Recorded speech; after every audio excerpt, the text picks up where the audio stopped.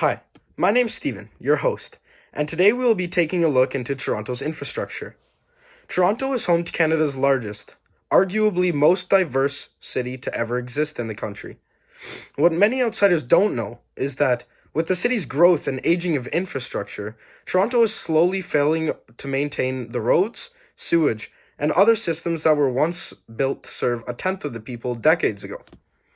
Through this documentary, we will consider the new subway line being installed along Eglinton.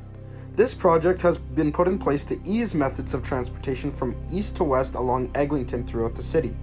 Although it promises to cut transportation time in half for people used to busing across Eglinton, this project is way overdue and has costed the city way more than originally expected. We will also take a look at the QEW, or the Gardiner Expressway. This highway, built nearly half a century ago, is facing massive issues with maintenance because of corrosion of the structural integrity of the concrete. The QEW is considered safe to drive on as of currently, but because it is massively undersized for our downtown core, the QEW's 2 to 3 lanes are being tested by millions of cars each and every hour. This is the bloodline of Toronto. Without the QEW's function, nearly every main street running north to south in Toronto would be jammed during rush hour. We will take a dive into how the city has been maintaining the vital highway and what people think about it. Finally, we will take a look at downtown Toronto to see the sheer pace of development. We hope to share insight of what local Torontonians think about all this expansion. From this, we hope you can gain insight on Toronto's growth and current state of infrastructure. From this documentary, I hope to educate you on the drawbacks presented by fast-paced development, as well as help you understand what the city could have done better through this development. Without further ado, here is Toronto's not-so-pretty events of infrastructure growth.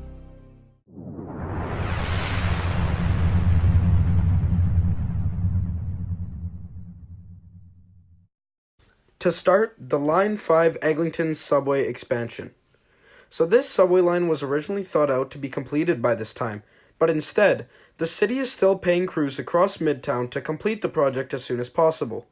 Originally, this project was to cost just over a few $1 billion, but so far, expenses from the installation alone have amounted to a whopping $5.3 billion as of July 2018.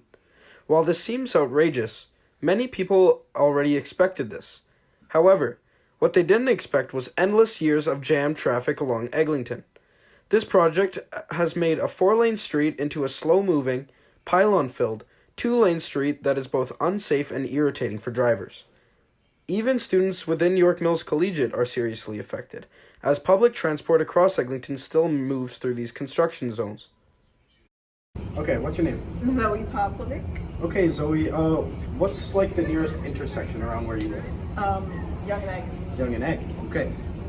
So how do you get to school? How do you get to York Mills? Either subway or I take the 54 to Leslie, and then I go up Leslie. Yeah. I see. So how has that been for you? Really bad. Really bad? Really bad. What do you mean? Why? The construction at Young and Egg is really disturbing and disruptive to the neighborhood, and so I take a lot longer to get to school sometimes just because of all that construction.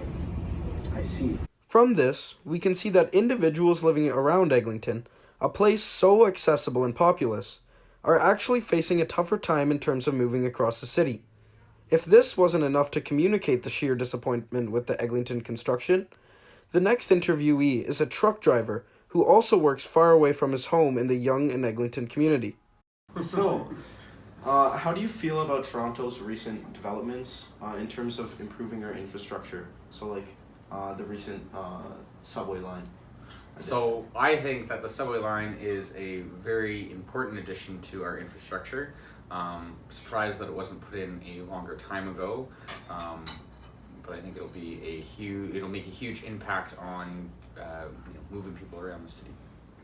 For sure. So how has like this project in particular affected your everyday life? So living right here on Eglinton, I can tell you that it has been a disaster over the last couple of years trying to get around the city, with all the construction up and down Eglinton, and then as well this summer they were doing construction on the DVP, so it was almost impossible to get north or south or east or west or anywhere around. So. And then finally, would you have rather the city just kind of save its money as opposed to starting such a large project within a time frame that they obviously couldn't be accountable to hold up? That's a tough question, because I think that it is very important that we do build this infrastructure, and Although community members believe that this project is necessary, the trouble this infrastructure upgrade has on its community members is no joke. Individuals within the area must assume longer transportation periods, meaning spending more on gas and having less time on tasks of their choosing. Locals feel like the end result of the subway expansion will be highly beneficial. However, the sheer amount of time it has taken to develop and execute such a development has irritated everyone, especially those closest to the areas of construction. Okay. So, how have these infrastructure projects affected pedestrian traffic in the area? So right now, if you try to walk down Eglinton or try to cross the street at any of the intersections between Yonge and all the way to Bayview, lots of intersections are now closed, so you actually have to kind of walk around the whole sidewalk to get to where you're going, as well as it's become pretty dangerous, kind of right along along Eglinton, right towards Yonge Street, to the point where someone got very injured just a few weeks ago from a truck, because the way that the traffic is, the pedestrians have to walk on the street in order to get to where they're going. The construction even affects some Torontonians personally. The event Christian didn't want to get into during our interview was much more catastrophic than he made it out to be. Back in 2019, a lady was decapitated by a cement truck because she was forced to walk on the road, thanks to construction at Yonge and Eglinton. Toronto's politicians have called for increased safety warnings in this area. However, this doesn't excuse the city's messiness. Our subway developments take an understandably long time to complete, but Toronto's people should not suffer the consequences for a city waiting too long to install a system they knew was needed back in the 90s. So although progress is being made slowly, Toronto's failure to recognize the development of Midtown years ago has led to a sloppy, time-consuming, money-grabbing installation that has affected all Torontonians for closer to a decade. Next, I will talk about the maintenance of the Gardiner Expressway. The QEW, or the Gardiner Expressway, is what allows Toronto's workforce to enter downtown without completely halting city streets transportation.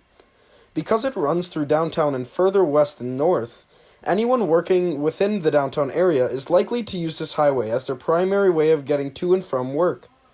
The highway allows millions of people to access the nooks and crannies throughout downtown Toronto, making transportation downtown via car both fast and efficient.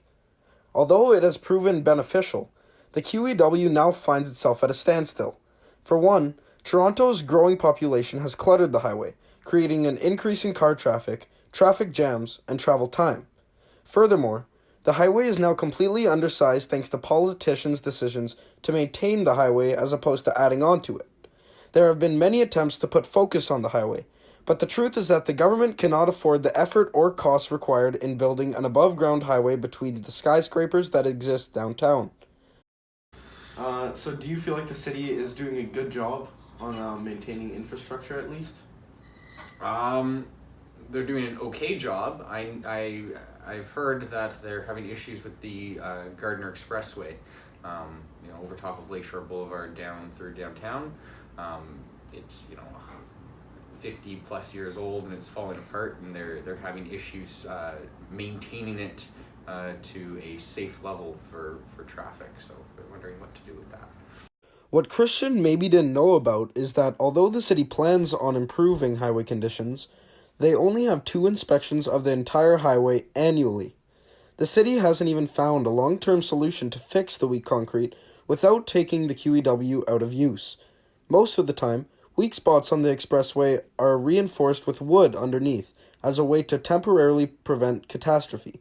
Recently, the city has been found by Global News to lie about just how bad certain spots on the highway are. The beautiful highway used to connect downtown with the GTA is now facing massive structural issues, such as corroded rebar. Pictured on the left is what steel rebar should look like, whereas rebar taken from the QEW is shown on the right. Many spots on the QEW are reinforced by steel just like this. It doesn't take a genius to realize that the rebar used to support the entirety of downtown traffic is nearly half the thickness it should be. Do you feel that Toronto is doing a good job at improving our infrastructure? Generally, yes. However, these things take a lot of time. Certain things like, for instance, the Gardiner Expressway is taking a long time to decide on what to do with it. After realizing just how bad the structural integrity of the expressway is, I feel very unsettled. Why would the government expand transport infrastructure and cause extra traffic on Eglinton when the bloodline of our city is what truly needs funding?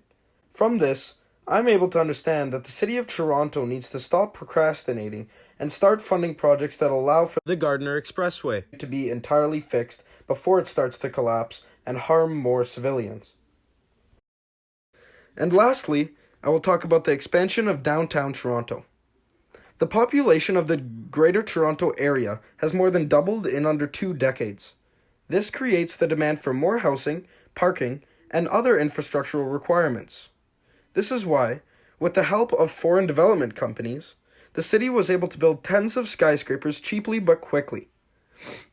There have been stories recently of glass panels falling off these buildings due to improper installation, but luckily no one was harmed. Obviously, the demand for residential space within the downtown core adds a significant amount of stress on city infrastructure. Okay, Heg, how often do you visit downtown Toronto? Daily, just about, Steve. Daily? Okay, and then how do you travel downtown? I usually take transit. Okay, why's that? I take transit because mainly because it's less expensive than driving. Parking is generally $30 a day downtown. Also, it's more convenient. I don't have to fight traffic. Let someone else do the driving. Gotcha. Okay, so moving on, what do you think of all the recent condos being built to hold Toronto's growing population downtown? Well, I feel that the excess condos being built are necessary. The population is growing and people want to live downtown. People want to live close to where they work. So condominiums are the ideal form of housing for the downtown core. What concerns do you have in terms of Toronto's infrastructure with these developments? Well, the infrastructure certainly was not built to accommodate this sort of population, and definitely, excuse me, the increase in population is going to put a burden on the existing infrastructure, whether it be water pipes, sewers, and this type of thing. So, absolutely, it has to be upgraded to accommodate the increase in people and offices. And it's part of growing as a city, and so as the population grows, the infrastructure does have to grow with it. Okay. Optimistically speaking, the city has done its best in providing functioning infrastructure, even with the influx of population. But in contrast, it is fair to say that we are pushing the limits of our city's infrastructure, and that the city should be investing way more in infrastructure than they are currently.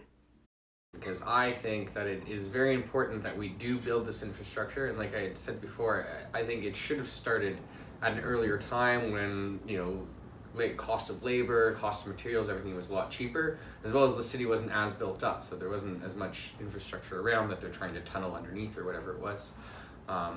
So I feel like they waited too long to start it, so I wouldn't say that I disagree with them doing it now. I think it's a good project and I think it needs to be done. So, what do you think in terms of how much time the city is spending with it? They're taking quite a while, and the worst part is they'll move from intersection to intersection, and then it'll be on one corner of the intersection, and then it'll switch, and so you never know which side of the street you can cross on. It's constantly changing, and it's really, really disruptive, and it's taking way too long. And if they were to speed this up, honestly, it would be such a blessing, because that subway system is going to be great that they're building, but it's just taking too long. In conclusion, It's clear to see that Toronto is not handling infrastructure maintenance and upgrades as well as it could be. Politicians have constantly argued about matters regarding infrastructure, creating standstills that only prevent progress. If the city fails to change our infrastructure thanks to the growth of population, infrastructural issues might turn into infrastructural catastrophes. Through this, the city will have no choice but to repair these infrastructures, sending your city's development into a loophole that prevents any further development. Policymakers are in the air about what infrastructure projects they should handle first. The truth is that it's not about what is upgraded or maintained first, but about the efficiency and low cost rate that will allow upgrades to happen quickly. Through this documentary, I hope that I have illustrated that there is a severe infrastructure crisis on the rise in Toronto, and that the city must become more adaptable, cost-effective, and efficient in order to maintain and upgrade all infrastructure before catastrophe is inevitable. Thank you so much for watching my documentary.